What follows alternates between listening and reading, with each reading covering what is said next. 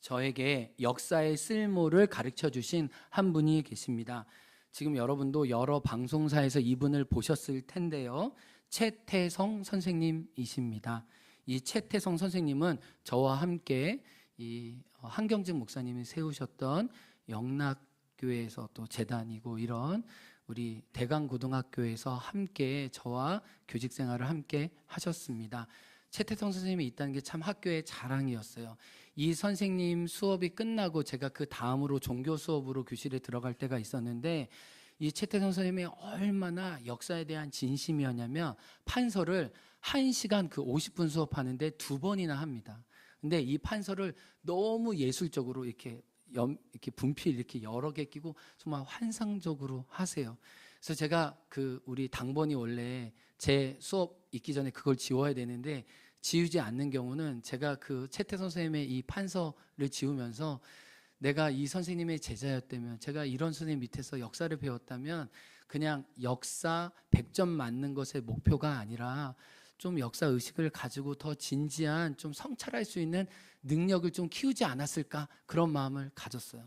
근데 이분이 얼마나 진심이냐면은 그 영화 귀향이라는 그 우리 정신 내 위안부 할머니를 그 아픈 스토리를 다루는 영화가 있었는데 메가박스 464석을 자기 사비로 다 털어가지고 우리 학생들에게 이 영화를 보게 한 분이에요. 정말 그래서 이 역사에 온 진심이 있어요. 이 나라의 진실을 알리고 이 역사를 통해 우리가 어떻게 살아야 될지 정말 학생들에게 주고 싶은 이 진심이 있어서 이 선생님과 제가 그냥 교제하면서 너무 좋았어요.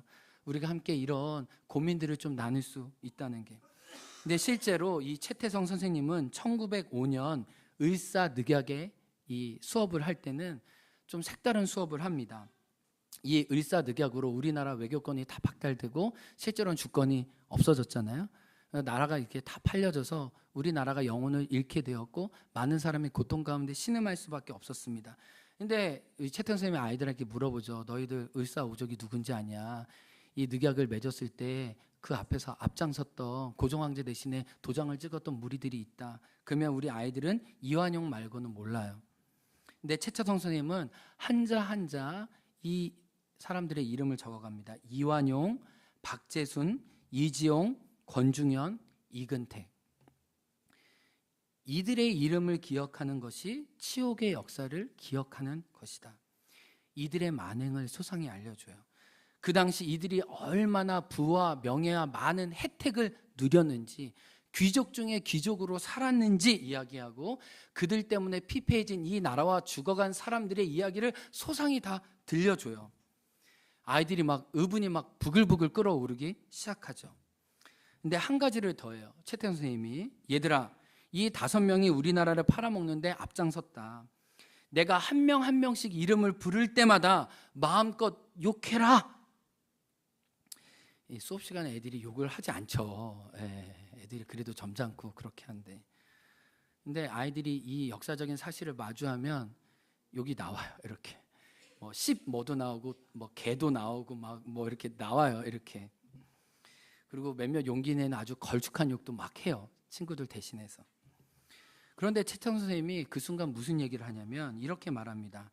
너희들이 이렇게 험한 욕을 한 이 순간을 반드시 기억해다오. 너희들이 인생을 살다 보면 중요한 결정을 내려야 할 때가 있을 거야.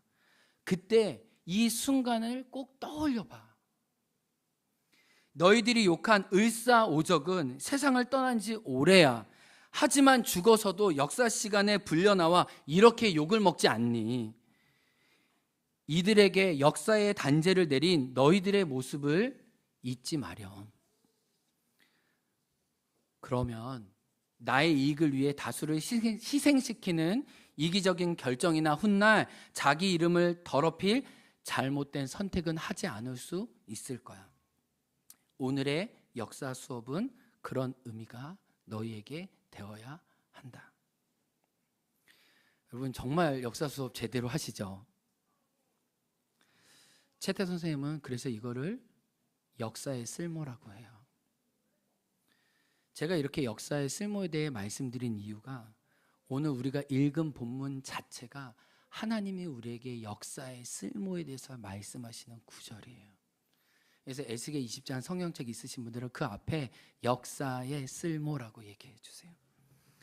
이 배경을 이해하면 이 역사가 얼마나 우리 믿음에 도움이 되는지를 우리가 이런 구약의 어떤 선지서 또 역사서를 통해 우리가 좀 귀감을 얻을 수 있어요.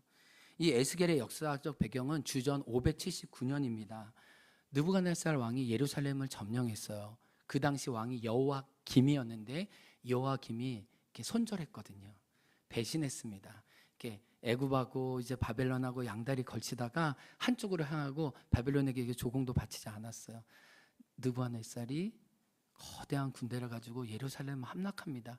순식간에 젓가락 넘어지듯 넘어지죠. 그리고 여호와김이 이렇게 정말 노예처럼 두 손으로 묶여가지고 포로로 끌려갑니다. 그때 많은 귀족과 제사장들과 똑똑한 사람들이 포로로 다 바벨론에 끌려가게 되었어요. 그 중에 한 사람도 에스겔이었어요. 원래 에스겔은 30살 되던 해에 하나님의 말씀을 받는 예언자가 됐는데, 원래는 고향 땅에서 30세가 되면 제사장으로 성전의 직무를 감당해야 되는 사람이었지만 그도 포로로 끌려갔기 때문에 포로가 된 그 땅에서 그발 강가 포롱 수용소에서 고향 땅을 그리워하면서 하나님의 메시지를 자기의 동족과 온 열방에 선포하는 사람이 된 거예요. 그런데 이 에스겔 20장이 소중한 이유가 뭐냐면은, 여러분 에스겔 솔직히 어려워요, 안 어려워요? 읽으신 분들은 어렵죠. 에스겔에는 여러 환상이 나와요. 그래서 여러 비유가 나옵니다. 그리고 그 당시에 속담도 나오고요, 온 열방을 향한 하나님의 외침들이 나오기 때문에 그 시대상을 잘 파악하지 않으면, 또 어떤 그 묵시 문학의 어떤 그 성경적인 특징을 잘 알지 않으면은 이 에스겔에 쉽게 접근할 수가 없어요. 이 끝부분은 정말 이게 무슨 얘기하는지 잘 몰라. 어렵다고요. 근데 에스겔 20장은 하나님이 단호하게, 그리고 어떤 하나님의 판결문으로 너희가 왜 바벨론의 포로로 잡혀갈 수밖에 없었는지 그 이유를 너무 명확하게 소생하게 잘 설명해 주고 계시래요. 그래서 만약에 여러분이 성경 중에 이스라엘 왜 포로가 된 거야, 하나님의 마음은 무엇이었지 알고 싶으면 이 에스겔 20장에 하나님의 진심이 나오는 거예요. 하나님의 역사의 쓸모를 가득 담겨주셔요. 근데 이 에스겔 20장이 귀한 게 뭐냐면, 천년의 역사를 하나님이 소상히 이렇게 묻고 계세요. 그래서 요셉 이후에 이제 이집트에서 정착하고 살았잖아요. 야곱의 12후손들이. 그때 이야기와 또 탈출해서 광야 1세대, 그러나 여호수아와 갈렙밖에 살아남지 않았던 광야 1세대와 그 광야 2세대, 그리고 가나안 땅에 들어간 이 천년의 모든 역사 속에 반복되었던 우상 숭배와 제약을 하나님이 들추어내고 계세요. 그러니까 너무 이렇게 어려운 비유와 환상으로 이야기하면 못 알아들을까 봐 하나님 에스겔 딱 20장은 안 되겠다, 너희들 좀 내가 제대로 한번 확인하고 갈게. 역사의 쓸모로 계속적으로 하나님이 말씀하고 계신 거예요. 이런 이해를 가지고 좀 본문을 볼게요. 10절과 11절 한번 화면 띄워주시겠어요? 한번 읽어보겠습니다. 시작. 그러므로 내가 그들을 애굽 땅에서 나와서 광야에 이르게 하고 사람이 준행하면 그로 말미암아 삶을 얻을 내 율례를 주며 내 규례를 알게 하였고. 화면 띄워주세요. 여러분, 애굽 땅에서 나왔다는 것은 다만 지리적으로 분리되었다는 의미만은 아닙니다. 영적으로, 정서적으로, 신체적으로, 사회, 문화, 가치 모든 면에서 애굽과 단절했다는 의미죠. 무엇보다 이집트 신으로부터 해방되었다는 거예요. 이전의 신분, 노예에서 받았던 학대와 수치, 노역과 멍해로부터 벗어났다는 말이 애굽 땅에서 나왔다는 말입니다. 다른 말로 하면 창조주요, 참 안식의 주인이신 하나님 나라의 백성으로 새 정체성을 가졌다는 말이에요. 그러니까 하나님은 새 정체성과 신분에 맞는 새로운 율례를 주십니다. 새로운 법을 그들에게 말씀해 주세요. 그래서 11절에 보면 그로 말미암아 무엇을 얻을 율례를 주었대요? 삶을 얻을. 여러분, 그들은 이미 호흡이 있었어요. 그들은 이미 생존에 있었어요. 그러나 하나님의 법을 지킴으로 그들에게 더 풍성한 삶을 하나님은 주고자 했던 거예요. 이런 말씀을 누가 하셨죠? 예수님도 똑같이 요한복음 10장 10절에 하셨습니다. 우리 한번 읽어볼까요? 시작. 도둑이 오는 것은 도둑질하고 죽이고 멸망시키려는 것뿐이요, 내가 온 것은 양으로 생명을 얻게 하고 더 풍성히 얻게 하려는 것이라. 하나님은 우리의 풍성한 생명을 위해 그분의 마음이 담긴, 짐승이 담긴 율례를 우리에게 주신 거예요. 사랑하는 성도 여러분, 하나님의 법은 저와 여러분의 삶을 풍성케 합니다. 아멘. 믿으세요? 그래서 다윗이 시편 19편에 뭐라고 고백했어요? 제가 이 고백들 하나씩 말할 때마다 여러분이 동의하시면 아멘 하세요. 하나님의 율법은 우리 영혼을 소생시키십니다. 하나님의 율법은 우리를 지혜롭게 합니다. 하나님의 율법은 우리를 자유롭게 합니다. 하나님의 율법은 저와 여러분을 순결하게 합니다. 하나님의 율법은 이 땅에서 진실하게 살게 합니다. 그리고 우리는 그 율법을 지킴으로 하나님의 상을 받습니다. 율법은 우리에게 축복이에요. 선물이에요. 그러나 이스라엘은 이런 하나님의 규례를 거절합니다. 12절이에요. 12절 말씀 한번 읽어보겠습니다. 시작. 또 내가 그들을 거룩하게 하는 여호와인 줄 알게 하려고 내가 안식일을 주어 그들과 나 사이에 무엇을 삼았대요? 표징을 삼았대요. 이전에는 몸으로 표징을 삼았어요. 할례를 통해서 내 몸에 그 표징을 가졌어요. 근데 그거는 남자밖에 갖지 못하는 표징이었어요. 그러나 애굽을 탈출하고 난 다음에 모든 하나님의 자녀에게 그게 심지어 짐승까지도 흔적을 가졌는데 시간의 구별을 통해 하나님의 안식에 창조하는 새로운 표징을 얻게 되었어요. 근데 오늘 본문에 보면 그들을 거룩하게 하는 여호와래요. 그리고 그 거룩을 위해서 안식일을 주었대. 이 말은 무슨 말이에요? 이스라엘 백성이 이집트에서 오염되었어요. 거룩을 잃었어요. 하나님은 회복 작업의 핵심으로 무엇을 주시는 거예요? 안식일을 주신다는 거예요. 안식일은 그들을 살리기 위한 하나님의 가장 깊은 처방이에요. 가장 그들의 필요에 하나님이 응답하시고 그들에게 제시하시는 거예요. 제가 살이 1.5kg가 빠졌어요. 네. 저는 너무 기뻐요. 왜냐면 제가 너무 여러분에게 사랑을 많이 받고 막 그래가지고 몸무게가 한 번도 여기 행원 와서 준 적이 잠깐 있다가 계속 불렸는데 제가 이제 의사에게 소환 당해가지고 이러면 죽습니다 정도는 아니지만 이렇게 살면 안 된다. 당신의 간이 지금 술과 지금 담배를 피는 사람처럼 많이 지금 부어있다. 피곤하다. 그래서 제가 지금 간약 먹고 있잖아요. 이렇게. 그래서 의사가 처방하는 게 뭐죠? 여러분이 의사라도 무슨 얘기 하겠어요? 운동해라, 살 빼라. 뭐 이거밖에 없죠. 근데요, 운동해라, 살 빼라를 무시하면요, 그 무시한 값을 제가 치르게 될 거예요. 그렇죠? 그러니까 경고를 받았으면은 경고에 제대로 응답하는 게 필요해요. 이스라엘 백성이 영혼이 오염됐어요. 망가졌어요. 노예 DNA로 여태까지 광야에서 살려고 하는 거예요. 하나님이 처방하시는 거예요. 그래서 출애굽기에 강조하는 게 뭐라고 그랬죠? 예배와 안식. 예배 시작도 안식이고 예배 끝도 안식이에요. 그러니까 예배와 안식은 우리 삶에 엮여져 있다는 거예요.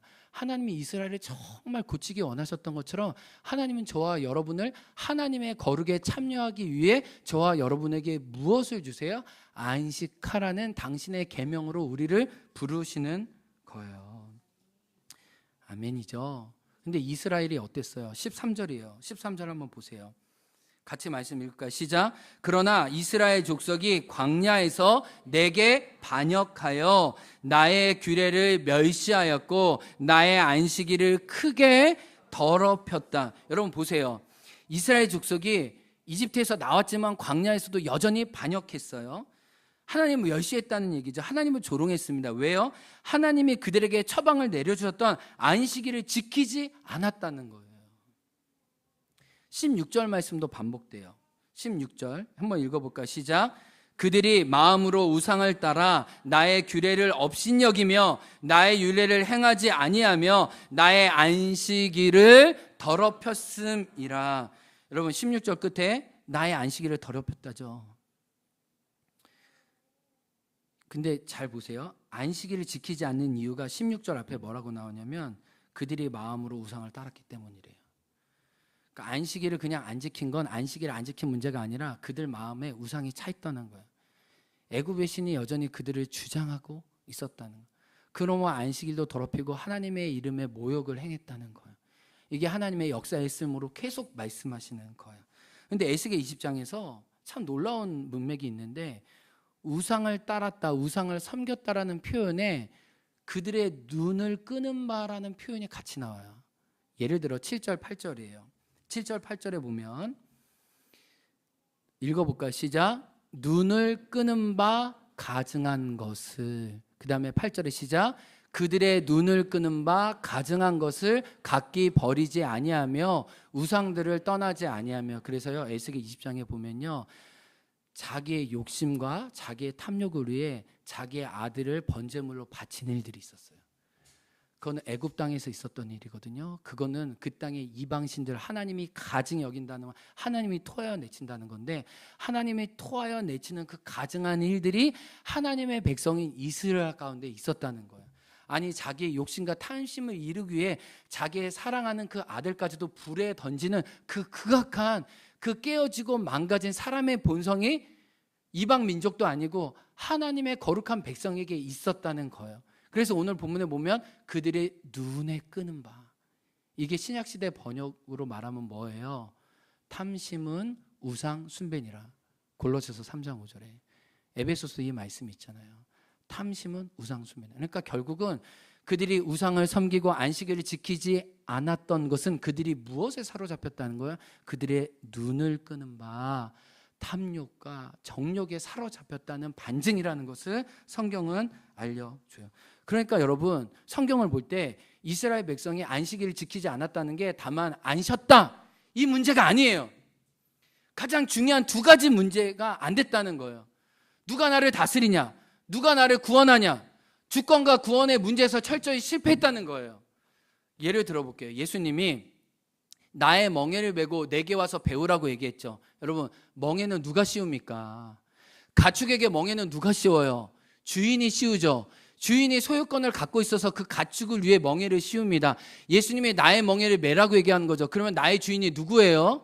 하나님이에요. 예수님이에요. 성령님이에요. 성삼위 하나님께 내가 멍에를 메우는 나의 주권을 인정할 때 내가 힘이 있어요. 그리스도인 저와 여러분의 삶의 주권이 어디예요? 내 주권은 남편에게, 물질에게, 미래의 어떤 보장에, 나의 직업에, 어떤 나의 캐리어에 있는 게 아니에요. 여러분, 속지 마세요. 나의 멍에를 메어주시는 그 하나님께 나의 힘이 있는 거예요. 그리고 뭐라고요? 내가 너희를 쉬게 하리라 말씀하셨잖아요. 여러분, 노예에게 힘이 있나요? 힘이 없어요. 힘은요, 자유자, 해방된 사람, 구원을 경험한 사람만이 누릴 수가 있어요. 주님이 내가 너를 쉬게 할 때는 내가 너의 구원자라는 사실이 이 안에 있는 거예요. 그러니까 구약에서도 하나님의 안식을 통해 뭐를 얘기하세요? 나는 너를 다스려. 나는 너의 구원자야.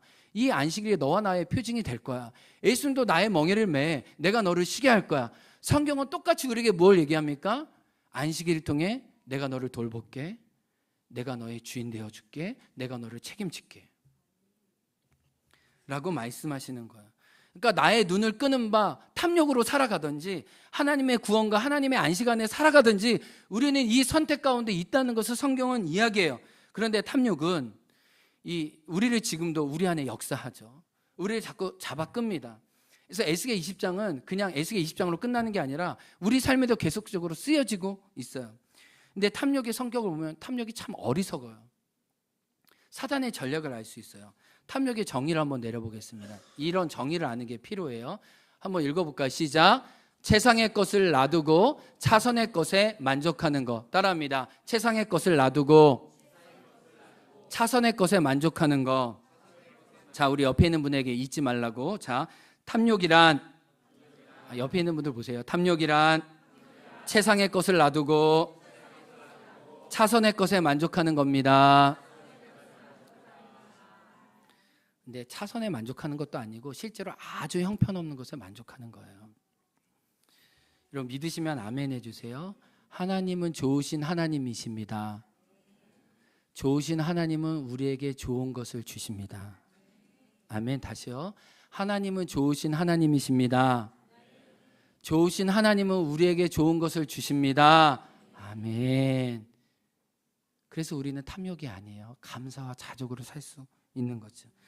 근데 주님은 우리에게 좋은 것을 주실 때 언제 무엇을 줘야 되는지 방법과 시기와 때와 환경도 하나님이 다 연출하세요. 아멘. 그래서 마태복음 7장 11절 이렇게 말씀하십니다. 한번 읽어봐요. 시작. 너희가 악한 자라도 좋은 것으로 자식에게 줄 알거든 하물며 하늘에 계신 너희 아버지께서 구하는 자에게 좋은 것으로 주시지 않겠느냐. 아무리 악한 아비라도 자식에겐 진심이듯이 나는 너희에게 늘 옳다. 늘 최고의 좋은 것. 자기 아들을 아끼지 아니하신 그 하나님이 무엇을 아낄 게 있겠냐 라고 저와 여러분에게 말씀해 주시는 거예요. 그러니까 탐욕이 미련한 것은 가장 좋은 것을 주시는 하나님과 하나님의 선물을 제쳐놓고 형편없는 것으로 실은 나를 채우는 거예요. 이게 오늘 역사 얘기가 좀 많이 나오는데 이 19세기에 영국과 프랑스가 아프리카를 식민지로 삼았다는 역사를 우리는 알고 있죠. 근데 그들이 노예 무역도 하고 실제로 나쁜 짓을 많이 했잖아요, 역사 속에. 근데 이 영국과 프랑스에는 이 사탕수수 제조법도 있고 사탕도 있고 단 것도 설탕도 일찍이 많이 제조했었어요. 그들이 처음에 노예 무역하기 전에 아프리카에 가서 해안가에 배를 대면 언어가 통하지 않잖아요. 그들이 언어도 통하지 않지만 그들의 이익을 끌어내기 위해 그들은 사탕수수를 만든 설탕 같은 걸 어린아이들을 불러서 그들의 입에 다 넣어줬어요. 그러면 그 아이들이 눈이 열렸어요. 이렇게. 그리고 그 사탕을 먹고 싶어서 계속 사탕수수를 달라고 했어요. 근데 처음에는 그냥 주었지만 이 무역상들이 어떻게 했는지 아세요? 사탕수수 설탕 같은 거 하나 주고 그들이 해안가에서 갖고 있는 존귀한 다이아몬드들을 하나씩 바꿔치기 시작했어요. 어린 아이들은 그 당시에 너무 흔한 다이아몬드였으니까 그게 빛나는 돌덩이를 뭐 우리는 무궁무진하니까 그 사탕과 다이아몬드를 바꿔 먹기 시작했어요. 근데 나중에는 그 마을에 다이아몬드가 하나도 없을 정도로 그 모든 것들을 다 무역상들에게 빼앗기게 됐어요. 여러분, 이게 역사 속에 있었던 일이에요.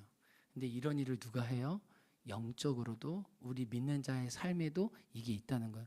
우리 옛날에 이렇게 사치기 이거 뭐라고 해요? 이거를 이렇게 치는 아저씨 있잖아요. 이거 치는 아저씨 있으면 저도 아버지 막 이렇게 주석책 갖다 드리고 막 신문지 갖다 드리면 아저씨가 막 뻥튀기 주고 막 자전거 갖다 주고 쇠 갖다 주면 아저씨 막 엿 주고 막 이랬잖아요.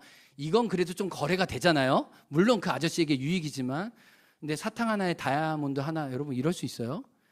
이건 사기 중에 사기죠. 요즘 보이스피싱은 저리 가라야. 이들은 그냥 날로 먹었어. 거저 먹었어. 여러분, 이게 사단의 속성이라는 거예요. 사단은 우리의 눈을 끕니다. 우리의 탐욕을 열어요. 욕심의 세계로 초대해요. 좋은 거 다 자기가 가져먹어요. 그리고 뭐래요? 죽이고 멸망시킵니다. 그리고 폐기 처분하죠.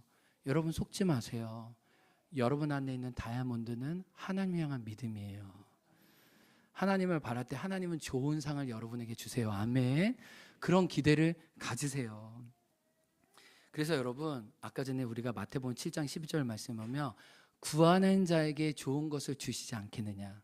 여러분, 구해야 좋은 것 주세요. 하나님 왜 구하라고 하시냐면요, 여러분과 관계를 위해서 구하라고 하시는 거예요. 하나님은 거저 주실 수 있고 아낌없이 주시지만 우리와 관계를 위해서 구하래요. 기도하래요. 사귐으로 나가래요. 그래서 혹시 여러분 지금 믿음이 어리신 분들 있죠? 그러면은 여러분 이렇게 목장 식구들과 함께 목장 모임 할 때마다 여러분의 기도 제목을 좀 나누세요. 어떤 기도 제목을 나누면 나에게 이런 필요가 있고 이런 응답받기 원하는 제목이 있는데 그것들을 좀 내세요. 그리고 기도를 목장 식구들과 함께 해보세요. 그러면 어느 순간 기도가 응답된 때가 있거든요. 근데 처음에는 그게 진짜 기도가 응답됐는지 안 응답됐는지 처음에는 믿음이 어린 분들이 헷갈려요. 그냥 원래 자연적으로 된 건지 진짜 하나님이 신실하게 응답하셨는지 이게 헷갈리거든요. 그런데 그게 하나 둘씩 쌓이기 시작하면 아, 이게 기도 응답이구나. 그래서 왜 믿음의 선배들이 왜 기도하고 하나님을 구하는 게 가장 값진 은혜라고 기도할 수 있는데 왜 낙심합니까? 라는 이 찬양이 자기 입술로 나오게 되면 고백할 거예요. 여러분 진짜 구하는 자에게 좋은 것을 주시는 하나님을 한번 믿어보지 않으시겠어요? 뭐 믿자의 본전이잖아요. 믿으면 얼마나 좋아요. 하나님이 저는 기다리고 계신다고 생각해요. 여러분에게 좋은 것 주실 거라고. 그런 하나님의 기대를 가지고 기도 응답을 좀 경험해 보세요. 그런 간증들을 많이 나누는 우리가 되었으면 좋겠어요.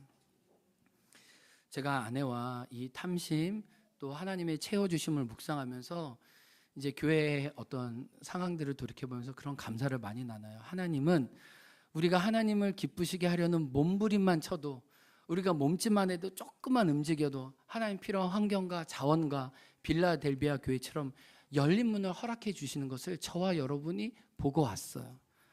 그래서 내가 무엇을 잘 갖추는 게 중요한 것이 아니라 하나님 마음에 들고자, 하나님이 무슨 필요가 있을까, 하나님이 어떻게 무엇에 지금 아파하시고 신음하시는지 거기에 내 손과 발을 드릴까라고 응답의 차원으로 가면 하나님의 당신의 마음껏 좋은 것들을 열어주신다는 걸 경험했어요.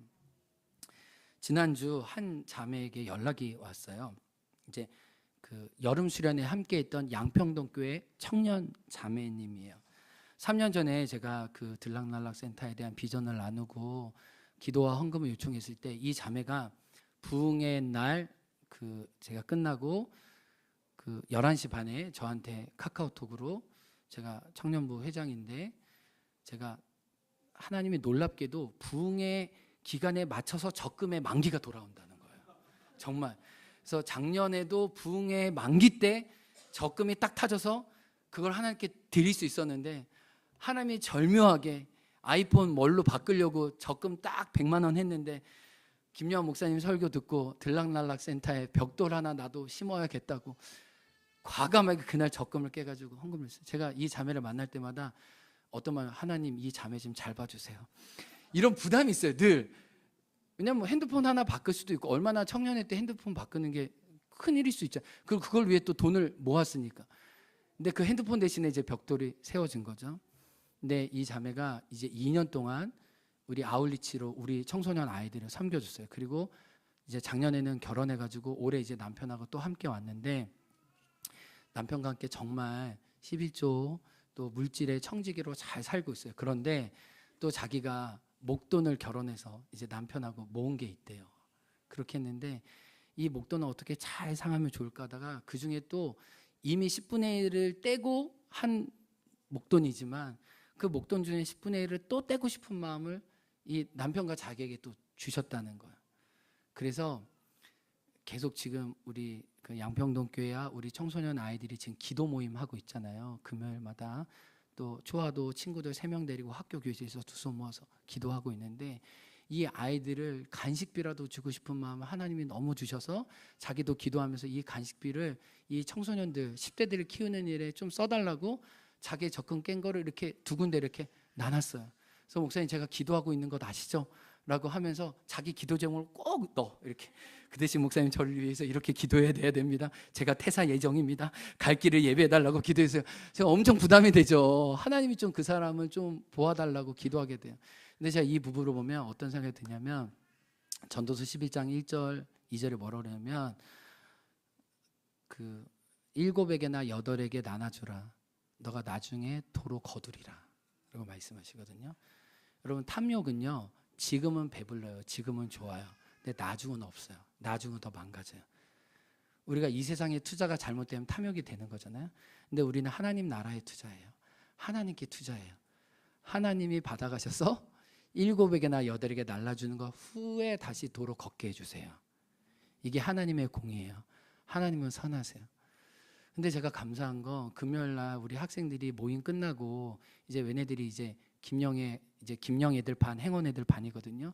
김영 애들 스타렉스에 태워가지고 이제 김영에 내려주는데 한 친구가 잠깐이지만 저 교회 안 다녀요. 근데 계속 학원 빠지고 지금 금요일마다 여기 모임에 온다는 거예요. 그래서 자기를 끌어준 이 믿음의 선배들이 있어서 그 누나 보고 여기 온다는 거예요. 근데 그 누나들이 지금 세하고에 가면 자기네들은 어떻게 하냐라고 얘기하는데 그 누나가 무슨 얘기냐, 내가 세하고 가서 기독 모임 동아리 가서도 너희들 위해 기도할 테니까 걱정하지 말라. 그래서 막 쥐네들끼리 막 서로 주고받고 하면서 믿음으로 격려하고 세우는 거예요. 하나님 뭘 기뻐하실까요? 이렇게 막 교회가 화려해지고 막 멋있어지는 거요? 아니죠. 지네들이 기도하면서 믿지 않은 한 아이가 아직 예배당에 오진 않지만 친구들의 기도와 선배 언니들의 기도를 통해 같이 예배하고 주님을 알아가는 이 자리에 있는 거, 또 그런 일을 하려고 우리가 할 때 하나님 모든 환경과 자원과 정말 마지막 수련회 강사가 그렇게 아이들의 삶의 현장에서 기도할 수 있도록 독려할 줄 누가 알았어요. 그러니까 여러분, 결국 저와 여러분의 삶은 하나님께 이쁨만 얻으려고 노력하면 하나님 그 모든 문들을 열어주세요. 그래서 주님이 말씀하잖아요. 너는 여호와의 선하심을 어떻게 알라? 맛보아 알라는 거예요. 여러분, 하나님의 선하심을 맛보아 알면 내가 덜 긴장해요. 덜 염려해요. 아둥바둥 하지 않아도 돼요. 내 삶을 너무 내가 쥐락펴락하지 않아도 돼요. 왜요? 내 삶을 쥐락펴락 하시고 내 삶에 이미 움켜질 것을 내 손에 필요한 것을 이미 하나님의 손이 가지고 있다는 걸 알기 때문에 우리는 아둥바둥 쥐락펴지 하지 않아요. 아멘. 하나님이 일하심을 알기 때문이에요. 아멘. 지난주에 제주도청에서 제주도청 복지과에서 전화가 왔어요. 야, 요즘 전화가 좋은 게 뭐냐면요, 064 뭐 7 뭐뭐뭐 하면 제주 무슨 과라고 과가 딱 나와요. 그럼 내 핸드폰 번호를 또 어떻게 알았지? 하여튼 내 핸드폰 번호로 와요. 그래서 월요일날 전화 왔어요. 센터 방문하고 싶다. 나 좀 쉬자. 오지 마라. 운영할 때 와라. 제가 요즘 좀 셉니다. 이렇게 해가지고 목요일날 복지과 과장님하고 실무진 한 명이 왔어요. 근데 지금 내년부터 제주도에서 아이들을 위한 놀이시설을 하려고 해요. 지금 서울에서는 이미 서울시 공공놀이터가 여러 군데 세워졌어요. 그래서 그 각 구청마다도 그런 일을 하고 있는데 아이들 2,000원, 어른 1,000원, 다자녀 무료. 우리는 뭐 워낙 다자녀가 많으니까 우리는 뭐 무료 그게인데, 그게 이제 서울시와 구청 사업으로 많이 하고 있는데 제주도 그걸 좀 벤치마킹해서 하고 싶은데, 그래서 현장 견학을 중량구청 뭐 양천구청 이렇게 가서 봤는데, 이제 갔다 오고 난 다음에 이제 목요일 날 이제 들락날락센터에 온 거예요. 과장님과 실무진이 너무 좋아했어요. 너무 감동했어요. 정말 꿈에서만 봤던 이런 공간이 있는 줄 알면서 실무 여자분은 막 완전히 막 서기관처럼 막 제가 하는 모든 말 한마디씩 막 다 적어가기 시작하면서 막 이렇게 제가 여기서 일어나는 어떤 이야기들, 이 작은 공간이 공적으로 어떻게 이용되면서 사람들이 행복해지는지를 이야기하면서 그분들의 마음을 뜨겁게 해드렸어요. 근데 과장님이 믿는 분인지 믿지 않는 분인지는 모르겠지만 마음이 흔들린다는 걸 알았어요.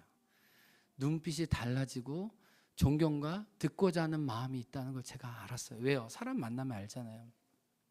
이분이 센터에 나가시면서 무슨 얘기를 하냐면, 잠깐만요, 저 물 좀 마실게요. 잠깐만.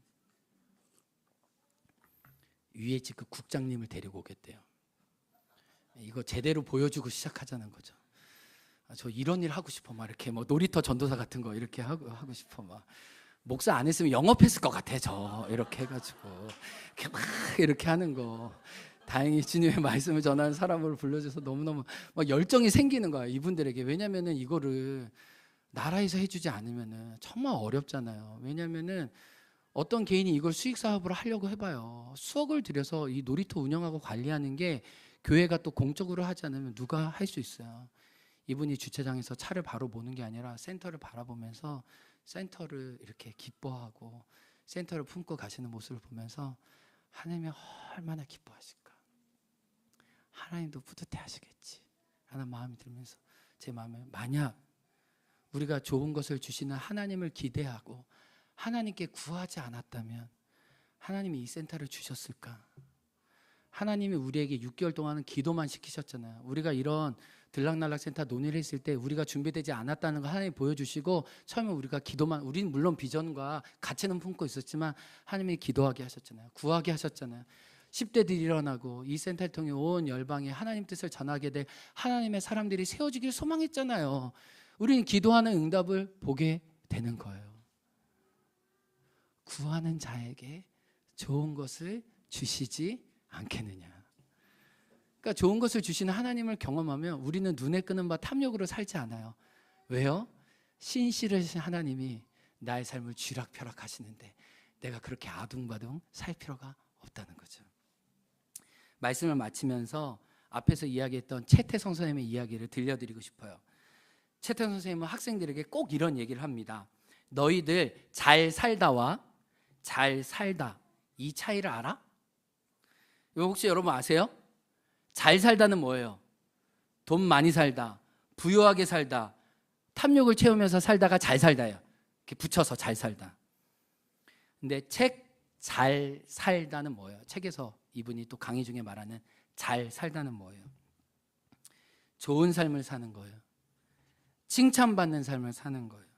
아름답게 사는 거예요. 사람답게 사는 거예요. 신앙의 언어로 번역하면 하나님 앞에, 하나님 안에 사는 거예요. 탐욕은 잘 살다예요. 안식은 잘 살다예요. 하나님의 주인 되신가, 하나님의 구원을 삶의 자리에서 경험하는 거예요. 에스겔 20장 말씀, 잘 살았지만 멸망한 그들에게 안식을 주시면서 내 안에 잘 살길 원하시는 하나님의 뜻이 나와 있어요. 이번 한 주 한가위 추석 보내시면서 여러분 잘 살다 하는 사람들 부러워하지 마시고 예수님 안에 잘 살고 있음을 증거하며 하나님의 기쁨을 누리시는, 하나님의 안식을 오늘도 맛보아하는 저와 여러분 되게 주의 이름으로 축복합니다. 아멘. 우리 다 같이 일어나서 결단의 찬양으로 나아갑니다. 찬양팀 나와주시고요. 주님 보좌 앞에 나아가 참된 안식과 기쁨 오늘도 나 누리겠습니다.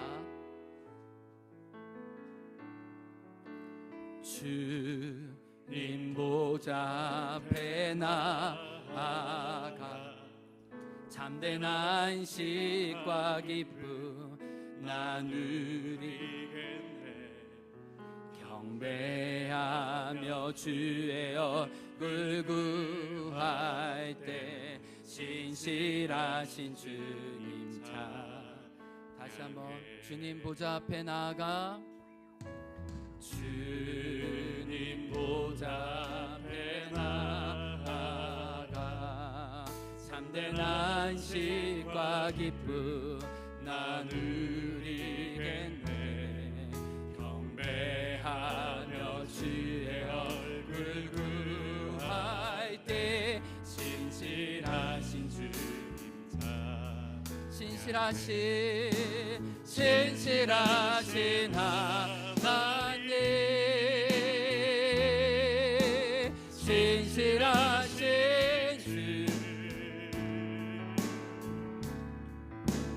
나의 주 하나님은 신실하신 주님. 기도 들으시는 하나님, 기도 들으시는 폭풍 속에 내 등불 내 노래시라. 주의 날개 아래서 내 맘 시리니 주의 날개 아래서 내 맘 시리니 신실하신 주님 찬양합니다. 두 손 들고 신실하신 하나님, 신실하신 주 나의 주 하나님은 신실하신 주, 신실하신 하나님, 신실하신 주 나의 주 하나님은 신실하신 주. 오 신실하신 주,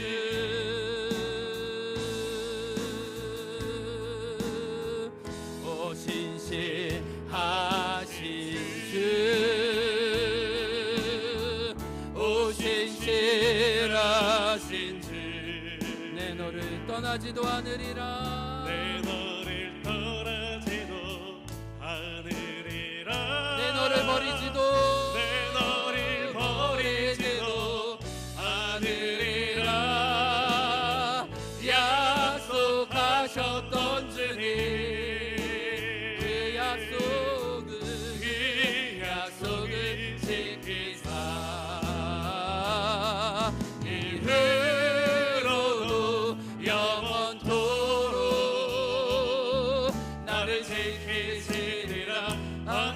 다시 한번 오 신실하신 주 주님 찬양합니다.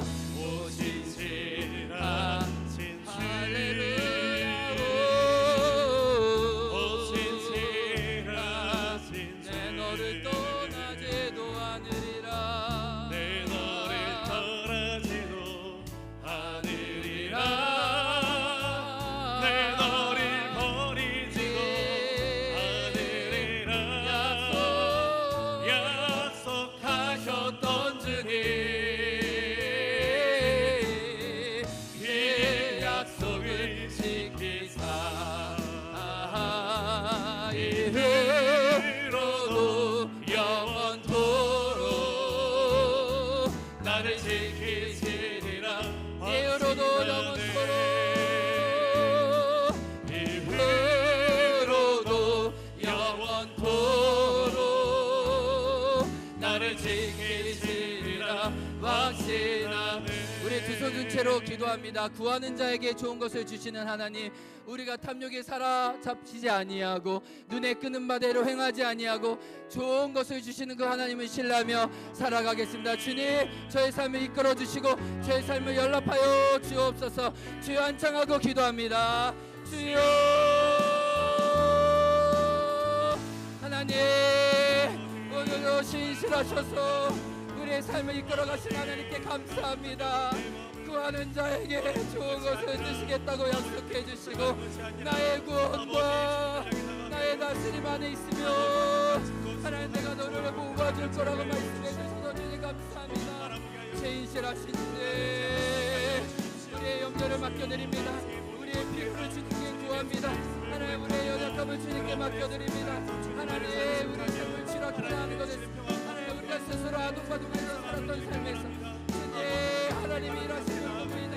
아버지 주여 하나님 하나님의 살아계심을 하나님의 선하심을 나의 피를 채우시고 하나님을 응답하시는 그 하나님을 경험하게 할 수 있도록 허락하여 주옵소서.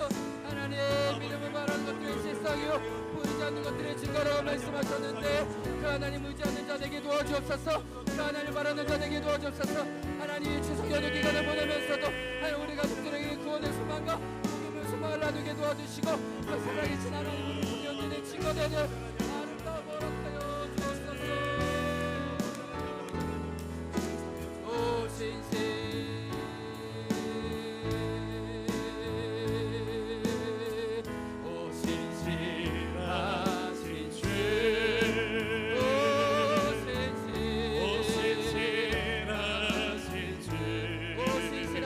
다시 한번 고백합니다.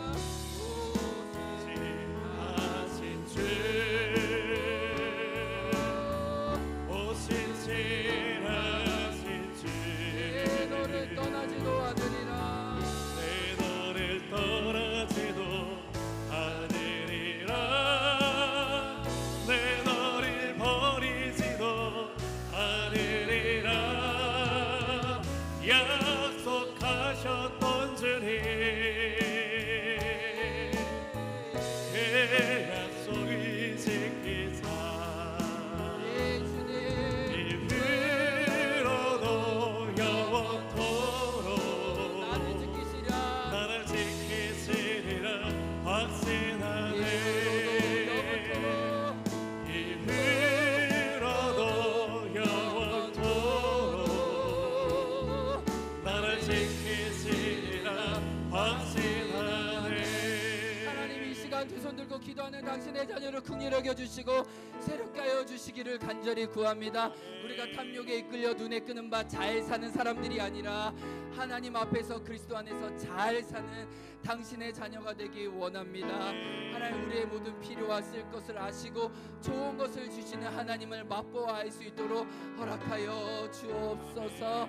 하나님 우리를 건지시고 우리의 주인 되신 하나님이 우리의 삶에서 마음껏 경험되게 도와주시고 그 하나님에 대한 소망으로 이 땅을 담대히 살아가게 도와주옵소서. 하나님 우리 가운데 아둥바둥하면서 내 삶을 지락펴락하면서 내 인생 스스로 내가 주인 되었던 삶을 이 시간 회개하고 포기합니다. 왕 되신 하나님, 창조주 하나님, 우리를 거룩하게 하신 하나님, 우리를 다스려 주옵소서. 우리가 하나님께 우리 자신을 맡겨 드립니다. 당신의 안식과 당신의 신실하심을 날마다 경험할 수 있도록 우리를 불러주시고 세워주옵소서. 하나님, 오늘 주님께 나올 때 모든 귀한 예물도 함께 더불어 드립니다. 하나님, 이 질주와 이 감사와 이 건축과 이 월정과 하나님 이 주일헌금을 귀하게 받으셔서 모든 주권과 모든 생명이 하나님께 있음을 신앙적으로도 이 물질통에 피어나오니 우리 삶 가운데 모든 넉넉하게 좋은 것을 주신 하나님을 마음껏 자랑하고 기뻐하는 저희에게 도와주옵소서. 신실하신 하나님께 감사드리며 예수 그리스도의 이름으로 기도합니다. 아멘. 지금은 우리 구주 예수 그리스도의 은혜와 하나님 아버지의 사랑과 성령의 교통하심이 좋으신 하나님이 좋은 것을 주시며 그 하나님을 따라 날마다 승리하기 원하는 당신의 자녀들 위해 이 행원과 제주 땅 위에 이 민족 위에 지금부터 영원토록 함께하길 간절히 축원하옵나이다. 아멘.